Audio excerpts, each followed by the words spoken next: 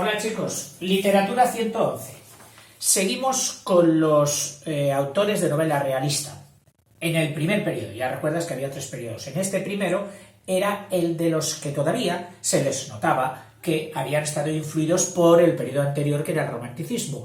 Nacieron con él, leerían todas sus lecturas y es difícil pasar de golpe a un aldabonazo en el cambio de mentalidad, aunque precisamente veremos que en otros aspectos sí que se dio en Pedro Antonio de Alarcón. Pedro Antonio de Alarcón estaba de acuerdo con el realismo, pero cuando vio lo que se producía en el realismo, especialmente en Francia, al otro lado de los Pirineos, le causó tal asco, podríamos decir, que les dijo, ala, seguid escribiendo así y vosotros no seréis...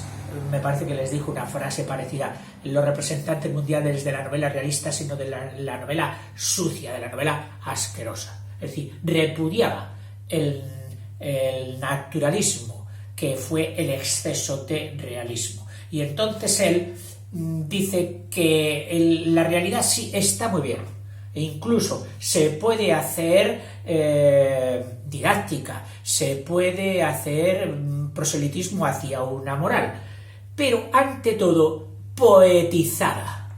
La realidad poetizada, nunca la realidad enmerdada, por así decirlo, y con una sola palabra. Bueno, paso a decirte quién fue este Pedro Antonio de Alarcón, un gaditano de una famosa hoya, que así se llama, lugar geográfico rodeado de todo de montañas, que es Guadix. Guadix, pueblo ilustre desde el tiempo de los romanos, se ha descubierto no hace mucho un teatro impresionante, pero vamos, enorme, romano. Todavía creo que andarán pues excavando o mirando a ver qué hacen. Tiene catedral, porque fue sede catedralicia, que hoy ostenta lógicamente con Granada, de la provincia a la que pertenece. Muy curioso en Guadix, las casas cueva, donde desde muy antiguo viviendas todavía modernas y algunas muy cotizadas están totalmente soterradas en la montaña, y parece ser que el clima que procura aquella tierra seca, la sombra, las radiaciones que irradian de la Tierra, que al fin y al cabo son las más naturales para el hombre, son fabulosas y se cotizan mucho, las viviendas cueva de Guadix. Bueno, en fin, pasamos ya a la persona. Nuestro Pedro Antonio, hijo de la típica familia hidalga, pero pobre. Su familia estaba emparentada con conquistadores, de la época incluso de Carlos V, etcétera, pero en la guerra de la independencia perdieron todo su dinero. Había pasado a ser el típico hidalgo pobre, aquel que le dio quebraderos de cabeza al Lazarillo. Su padre, al no tener bastante dinero, le dice, mira, métete en el seminario, siempre es un recurso para cultura y arte, y se metió de niño. Luego le dice, bueno, pues mira, puesto que no parece que sea lo tuyo, voy a hacer un esfuerzo y te mando a la Universidad de Granada a estudiar Derecho. Estudiando Derecho, otra vez vuelve el dinero a hacer estragos y le dice, mira, vuélvete otra vez a meter al seminario.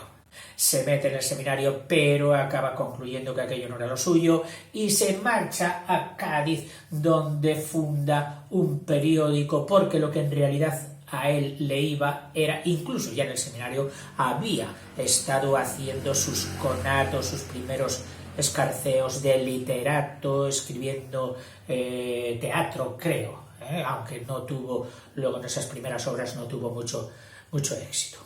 En fin, uno de sus propósitos, puesto que estaba entusiasmado de Espronceda, y Espronceda dejó muchas obras incompletas dada su violenta y trágica muerte, pues él dijo, yo voy a ser el continuador de Espronceda, pero alguien le ganó por la mano ahí y le dijo, mira, ya hay quien lo ha hecho, y eso le quitó fuelle.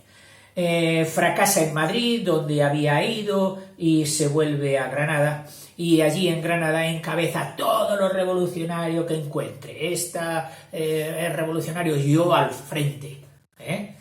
En fin, forma el periódico El Eco de Occidente, desde donde lanza todas las soflamas y todo, pero de revolucionario virulento. Virulento. Vuelve a Madrid y, alentado por esa primera experiencia editorial del periódico de Granada, en Madrid lanza otro, todavía más virulento, y le pone el nombre de El Látigo. Es decir, aquí vamos a dar caña, como se dice hoy, no vamos a dejar títere con cabeza de todos los conservadores. En estos fervores parece que se sobrepasó con la reinante entonces Isabel II, y un también editorialista de prensa, Heriberto García, creo que fue, que era venezolano y buena persona, le retó a un duelo diciendo: ha ofendido usted gravemente a nuestra reina y yo le desafío a duelo. Claro, ¿te acuerdas de los copetes negros, todo negro, los padrinos, las pistolas? Llega el día de Marras y nuestro héroe dispara. Ni torta. No había hecho nunca un duelo, no tenía puntería, no tenía tal cosa, que Heriberto era ya un avezado duelista, y sabiendo que tenía enfrente de sí a uno de las más espectaculares plumas de aquella época, le dijo: no voy a ganar nada mandándole al otro mundo, y sí vamos a ganar mucho todos si lo dejo aquí, porque este señor va a producir mucho. Y bien, y disparó al aire, pero así al aire manifiestamente. Esto le sometió a Pedro Antonio en una crisis personal increíble, dejó todo, se marchó a hacer, podríamos haber dicho, retiro espiritual a Segovia, y después de unos años vuelve a Madrid, pero vamos, corderito manso. Todos sus fervores y ardores revolucionarios se habían convertido al catolicismo, al conservadurismo, al tradicionalismo, etcétera, etcétera. Esta sería la década de los 50, en que empieza publicando unos artículos en los que demuestra al público que vale mucho escribiendo. Algunos, estos artículos primeros luego serían recogidos en tomos, ¿no?, como suelen hacer, pero se lanzó a hacer lo que sería el mayor acierto de Pedro Antonio, que es el relato corto. Fue el mago del relato corto. Alguno dirá: uy, qué bien, se puede escribir y no nos aburrirá, aun cuando no sea bueno, porque si es corto. Claro que también dijo Gracián, dice: lo breve, si bueno, dos veces bueno. Y aquí dio en el clavo. De los más afamados de la época, allí en la década de los 50, fueron El amigo de la muerte, El amigo de la muerte, El clavo, que tuvo un éxito considerable, incluso que más adelante de tipo policíaco. Fíjate, ya las costumbres ya no son los temas antiguos de tradición medieval, no, ahora totalmente actual, de tema policíaco, que se llevaría incluso a película. El extranjero y El carbonero alcalde. Cuando te pongo estas listas, piensa que nunca son exhaustivas, hay más. Pero bueno, he tenido que escoger algunos y me he fijado sobre todo en la mnemotecnia, puesto que tienes que hacer exámenes seguramente. Yo te doy los títulos más fáciles de recordar.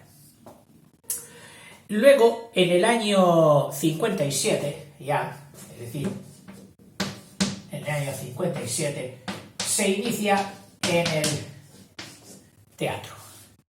En el teatro empieza escribiendo una obra, el hijo, perdona si a veces pongo minúsculas, el hijo pródigo, sabe lo que es un hijo pródigo, pero se marcha de casa y luego vuelve. Famosa la parábola de Cristo sobre el hijo pródigo. Muy alabada por el pueblo y muy denostada por la crítica, lo que le sentaba muy mal, muy mal. Es decir, aquello de que hubiera llenado el teatro hasta el gallinero y que luego la crítica lo hundiese, en fin, especialmente algunos que tomarían, estarían luego en el púlpito de la fama, como sería la misma Pardo Bazán, que le puso a caldo, y más adelante con otra obra, pues el mismo Clarín, que le declaró una guerra abierta. Entonces, ante este desengaño de la crítica, ¿sabéis qué? Me voy voluntario a la guerra de África. Y allí, como soldado voluntario, escribió el primer reportaje seguramente de guerra que se hizo en España, que es el diario de un testigo de la guerra de África. El diario de un testigo de la guerra.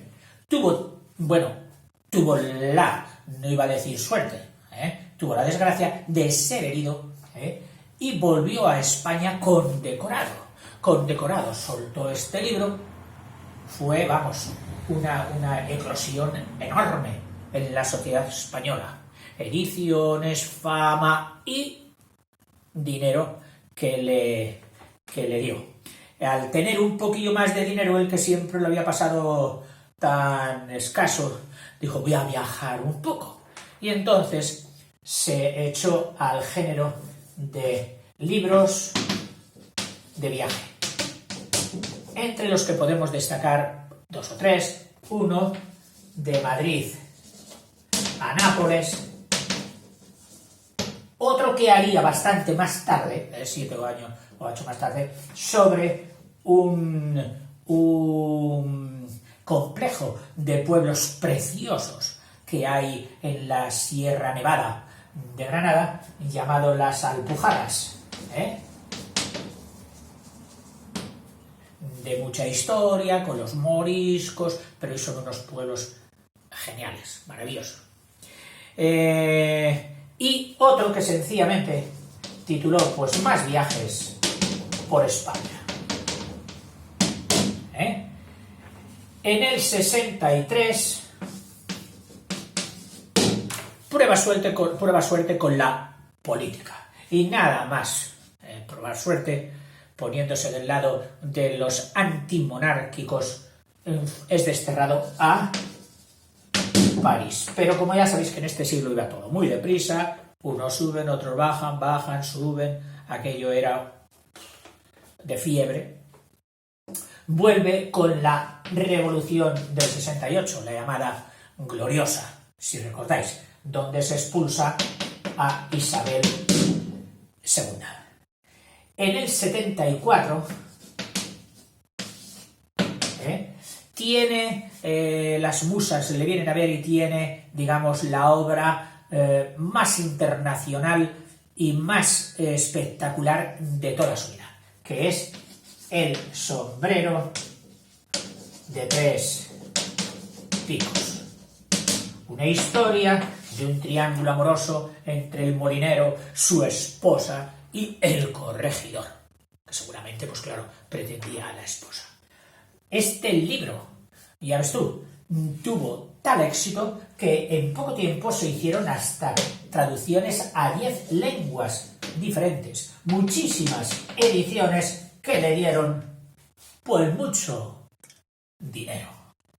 La misma Pardo Bazán, que se había mostrado con él, aquí se quitó su pamela, iba a decir su sombrero, y dijo, es el rey de los cuentos, El sombrero de tres picos. Y yo, si puedo, haré un vídeo posterior en el que te leeré algo de este fabuloso cuento, que ya sabes que hay una serie en el canal que es de cuentos y leyendas, o leyendas y cuentos, no lo sé. Y ahí hay incluso algún cuento literario, en concreto de Leopoldo Alas Clarín. Bueno, El sombrero de tres picos tiene traducciones. Incluso El sombrero de tres picos, da lugar a varias operetas, con música. La más célebre, pues la que hizo nuestro compositor musical Falla, que llegó a tener decorados del mismísimo Picasso. Curioso.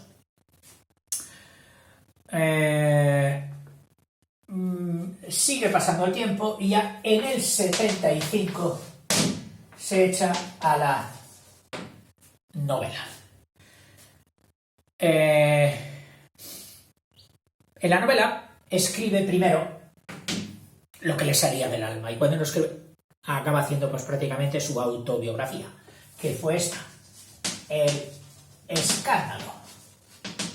Un poco tendenciosilla, es decir, que se ve exagerado el ánimo de convertir a la gente y decir, no seáis la oveja perdida que fui yo, comportaos, sed modosos, ser buenos cristianos, en una palabra. Lo cual le ganó el nombre de, el apodo, en aquellos tiempos se dio a una tendencia ideológica política, que era la de neocatólicos. Y entonces a él la crítica, sobre todo la crítica liberal, aparte de aplicarle este epíteto, le castigó horrorosamente. A continuación escribe otra, El niño de la bola. Un drama rural, es decir, situado en el campo, con tragedia. Bueno, tragedia casi al estilo griego. Trágica.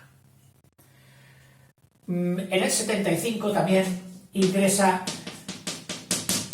en la RAE, lo cual quiere decir que tenía reconocimiento social, donde escribe o hace su discurso sobre algo que a él sabemos que le influía mucho, que es la moral y el arte,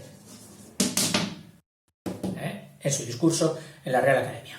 Fue más adelante senador por Cádiz, fue también miembro del Consejo de Estado con Alfonso XII ya en la Restauración, y siendo presidente Sagasta, pues él dimite de estos cargos porque ya no se encontraba muy bien. Entonces se retira a un pueblecito de Madrid, a Valdemoro, y allí en un primer momento recupera el contacto con la tierra, alabando y haciendo algunas faenas de agricultor, que según él mismo le embelesaba, era muy gratificante para él. Sigue escribiendo ya sus últimos, como por decirlo así, El canto del cisne, es decir, sus últimos producciones de novela, y dice cosas que fueron. Fíjate que en este título ya nos está diciendo un poquito adiós. Pero todavía, esto fue en el año 80, en el 81 le queda todavía humor para escribir El capitán Veneno, un capitán militar mayor, que hospedado en una... es un cascarrabias auténtico, de mal humor y esto, pero la dulzura de la hija de la posadera le acaba emocionando y llega a casarse con ella. El capitán veneno. Y en La pródiga, también en el año 82, La pródiga es otra novela, es todo un alegato contra el amor ilícito, contra el amor fuera del matrimonio. Y ya como un poquito diciendo qué he hecho en mi vida y sabiendo que tenía una crítica que le denostaba y leería continuamente, dice, pues bueno, por lo menos voy a dejar mi versión de lo que me parecen a mí mis propios libros. Y entonces escribe historia de mis libros, historia de mis libros, donde es una especie de autocrítica, pero defendiéndose también de todas las malas que había recibido durante su vida. Y al final, el pobre, cada uno nos llega a la muerte de la manera que el destino elige. A él le llegó mediante un derrame cerebral que le mantuvo hemipléjico durante casi los 3 últimos años de su vida. Y murió, pues, en Madrid. En fin, este ha sido este personaje, todo corazón en su juventud y todo conservadurismo en su madurez y vejez, y lo podemos recordar perfectamente como el mago del relato corto, especialmente con su obra más internacional, El sombrero de 3 picos. Bueno, y hasta aquí este granadino de Guadix.